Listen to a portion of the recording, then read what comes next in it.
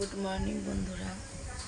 তো এখন দেখো সকালবেলা মানে 8টা বাজতে যায়। আমি উঠেছিলাম প্রথম 6টার সময়, মেয়ে স্কুলে চলে গেল, তো বাবাই দিয়ে এসছে। তারপর আবার শুয়ে পড়েছিলাম আমি। তো বাবা এখানে চা বানিয়ে দিয়েছে, এই যে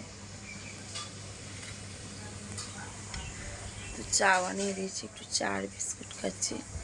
আর শরীরটা তেমন মানে একটু ভালো আছে, কিন্তু শরীরটা প্রচুর উইক হয়ে আছে। আর আজকে তো সকাল থেকে কোনো বৃষ্টি হয়নি, বাইরের ওয়েদারটাও মোটামুটি কেমন একটা হয়ে আছে। কিছু মানে কাজ বাজও করতে পারছি না ঘরে তেমন। আর হচ্ছে কালকে রান্না করলাম, রাত্রে বললাম চিকেন, তাই দিয়ে একটুখানি ভাত খেয়েছি, খেতেও পারছি না ঠিকঠাক করে, শরীরটা খুবই খারাপ লাগছে। তো চলো চা খেয়ে নিই, ফের শুয়ে পড়বো। তো জানি না দিনভর কিছু শেয়ার করতে পারবো কি না পারবো, যতটা পারবো শেয়ার করার চেষ্টা করব। আমি দুধ চা খাই, এখন শরীরটা খারাপের জন্য একটু লিকার চা খাচ্ছি। মা বললো কটা দিন লিকার চা খাও, তো গ্যাসের থেকেও শরীরটা খারাপ লাগতে পারে, ওই জন্য এখন লিকার চা খাচ্ছি কটা দিন। তো চলো, কথা বলতেও কষ্ট হচ্ছে, তো চলো আবার পরে কথা বলছি। বন্ধুরা দেখো, আমি স্নান করে নিয়েছি, আর এখন বাজে 11টা, সেখান থেকে শুয়েই ছিলাম। তারপর দিদা এসে পুরো মানে ঘর পরিষ্কার করে দিল, জামা কাপড় অগোছালো হয়েছিল, শুধু বিছানাটাই আমি গুছিয়েছি। আর আমার মেয়েও তার মতো স্কুল থেকে চলে আসলো, বাবা নিয়ে এসছে। তো আর এখন বসেছি, ওকে মানে আজকে ড্রয়িং ক্লাস আছে, ওর যে স্যার টিউশন পড়ায় উনি সপ্তাহে একদিন শুধু শুক্রবার করে ড্রয়িং করে, তো ড্রয়িংটা কমপ্লিট হয়নি, এখন করাবো বলে। আর তো আর হচ্ছে 12টার সময় স্যার আসবে, এখন তো 11টা বাজে। ড্রয়িংটা করিয়ে নিয়ে তারপরে হচ্ছে যে স্নান করিয়ে দেবো। আর কিছু খেতে তো ভালো লাগছে না, এই যে মামা এসেছিলো, আমার মামা শ্বশুর, চিড়ে ভাজা ছোলা ভাজা এইসব এনেছে গরম গরম, তো ও দেখাচ্ছে ওটা। তো ওই জন্য দিদা বললো এটা একটু খাও, মুখে ভালো লাগবে। তো খেতে খেতে ড্রয়িংটা করিয়ে নিই, তারপর দেখি কি রান্না করব। একটু ডাল ভিজিয়েছি, খেসারির ডাল, বড়া বানাবো বলে। তো চলো আমি জিনিস দেখাই। তো এটা হচ্ছে স্যার এঁকেছে, আর এই দুটো ও এঁকেছে। এখন তো অনেক ছোট, তাও ভালোই হয়েছে। আর এটা কালার করতে হবে, তোমরাও জানিও কেমন হয়েছে।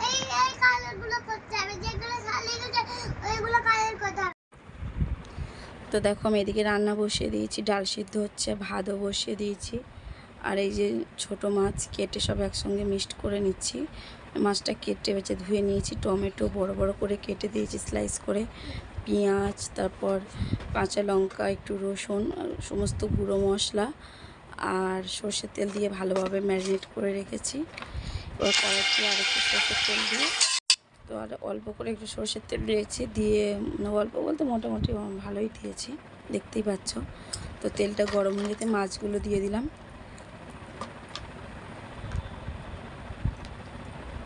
আর ছোটো মাছ এইভাবে রান্না করলেই ভালো লাগে। এবারে মশলাটা একটু ধুয়ে অল্প করে একটু জল দিয়ে দিচ্ছি, দিয়ে একটু নাড়াচাড়া করে নেব।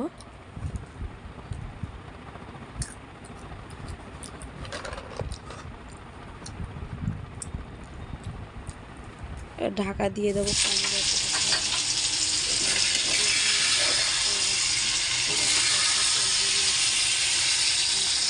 এই যে আমার মাছের ঝাল হয়ে গেছে, ঝাল ঠিক না মানে মাছের চচ্চড়ি। আর এই যে ভাত বসিয়েছি, ফের ফুটিয়ে রেখেছিলাম। আর যে ডাল ছুটবো।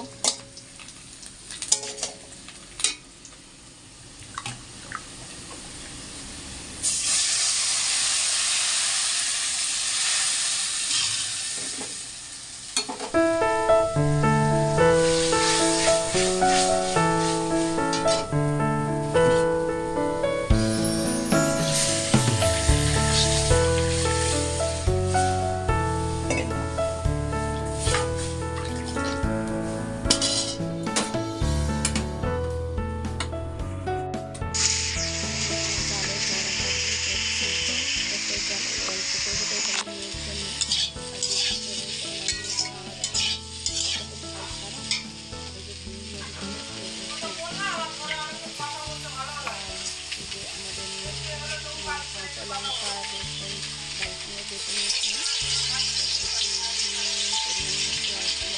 গুঁড়ো জিরে গুঁড়ো সব দিয়ে কালো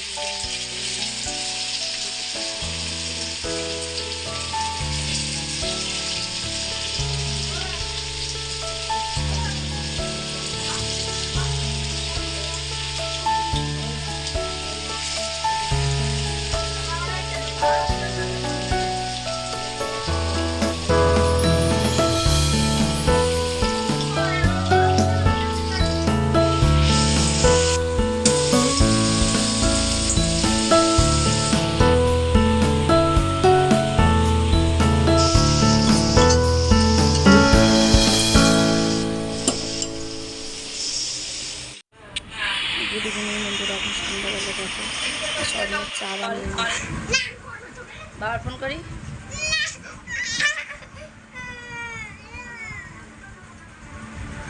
তো এখন বাজে 8:30, রাত 8:30। তো সন্ধ্যাবেলা চাটা খেয়ে মেয়েকে পড়াচ্ছিলাম, করি এখন রান্না বসেছি। তো এখন শরীরটা ফ্রেশ লাগছে না, অন্য দিন থেকে এখন একটু ভালো লাগছে। তো চলো কি রান্না করছি দেখাই তোমাদের। তো দেখো এখানে পটলগুলো ভেজে নিচ্ছি আগে, আর এই যে আলু কেটে রেখেছি, আর আটা মেখে রেখেছি। মা সব কিছু রেডি করে দিয়েছে, আমি রান্না করছি। মেয়েকে পড়াচ্ছিলাম যেহেতু, ওই জন্য মা সব রেডি করে দিলাম, মেয়েকে পড়াচ্ছিলাম। মাই সব মানে আটা মেখে সবজি কেটে দিল। আগে যদি শনিবার তাড়াতাড়ি রান্না করে সবজি পরিষ্কার করবো, কারণ সুন্দর করে নিরামিষ খাই। তো চলো যতটা পারবো তোমার সঙ্গে শেয়ার করবো। আর এখন আমি অনেকটাই ভালো আছি, চলো রান্না করবো। দেখো এই যে তরকারি কষে কাছে বসিয়ে দিয়েছি, আর পটল তো ভাজতে ভাজতে সিদ্ধ হয়ে যায়, আলুটা সিদ্ধ হয়ে গেলে কষা কষাই করবো রুটির সঙ্গে।